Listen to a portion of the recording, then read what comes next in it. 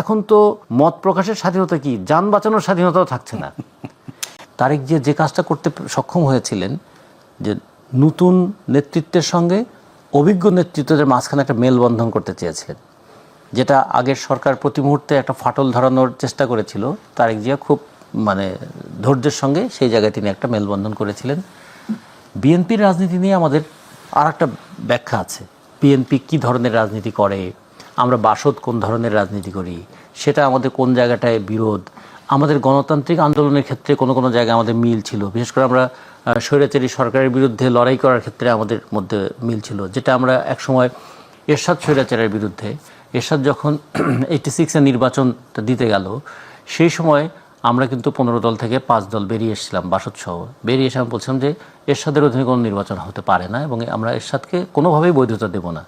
সেই সময় কিন্তু 5 দলের সঙ্গে 7 দল, মানে বিএনপির নেতৃত্বাধীন 7 দলের আবার এই জায়গায় একটা রাজনীতির ঐক্য ছিল যে আন্ডার এরশাদ নো ইলেকশন, এই প্রশ্নে আমরা কিন্তু আবার রাস্তায় ছিলাম। ঠিক তেমনি ওই 2014 সালের নির্বাচনের পরে ওই নির্বাচনকে প্রতিহত করা বা ওই নির্বাচনকে প্রতি মুহূর্তে এটা নির্বাচনের নামে যে জনগণের সঙ্গে একটা কত বড় দুর্বিষহ প্রতারণা করা হয়েছে, সেই কথার ক্ষেত্রে কিন্তু আমাদের বাসদের সঙ্গেও আবার বিএনপির একটা রাজনৈতিক একটা মিল ছিল। কিন্তু বিএনপি একটা বুর্জোয়া শ্রেণীর দল, আমরা একটা শ্রমজীবী মানুষের দল, এই ক্ষেত্রে আমাদের রাজনৈতিক আদর্শের অনেক পার্থক্য আছে এবং ভবিষ্যতে এই পার্থক্যগুলো হয়তো আরও দৃশ্যমান হবে। কিন্তু তা সত্ত্বেও রাজনীতিতে একটা রাজনৈতিক সংস্কৃতি থাকে না। যেমন দুদুভাই, আমরা যখন একসঙ্গে ছাত্র রাজনীতি করেছি, দুদুভাই আমাদের, তখন দুদুভাইকে কিন্তু আমরা নেতা হিসেবেই জানতাম এবং এখনও খেয়াল করে দেখবেন যে দুদুভাই সহ আমরা বসি, তখন এতখানি সৌজন্যতা অন্তত থাকে যে দুদুভাইকে আমরা দুদুভাই বলেই কিন্তু মনে করি।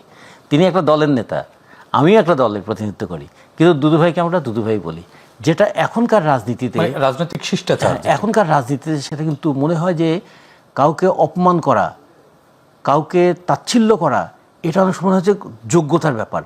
আমরা বিশেষ করে এইবারের অভ্যুত্থানের পরে, অভ্যুত্থান যাদেরকে কেন্দ্র করে মানুষের আবেগটা কেন্দ্রীভূত হয়েছিল, তাদের ব্যবহার, তাদের বক্তব্য, তাদের আচরণ, তাদের বডি ল্যাঙ্গুয়েজ এমন ছিল যে মানুষকে তো বটেই, প্রতিপক্ষকে কতভাবে হেয় করা যায় তার একটা প্রতিযোগিতা নেমেছিলেন।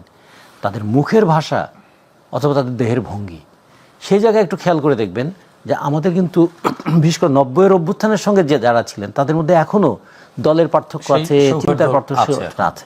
আমরা মনে করি যে তারেক যে এই দিকটাতে একটু খেয়াল রাখবেন যে রাজনীতিতে বিরোধ থাকবে, রাজনীতিতে প্রতিপক্ষ থাকবে, কিন্তু প্রতিপক্ষতা কখনো যেন প্রতিহিংসার রূপ না নেয়, যেন যে কোনো অপোজিশনকে অ্যানিহিলেশনের জায়গায় নিয়ে দেওয়া না যায়। যে অপোজিশন তো থাকতেই পারে একটা চিন্তা, যেমন আমরা 3 জন এখানে আছি, সব বিষয়ে কি আমরা 3 জন একমত হব না, কিন্তু এইটুকু তো অন্তত ডেমোক্রেটিক কালচারটা আমাদের থাকবে।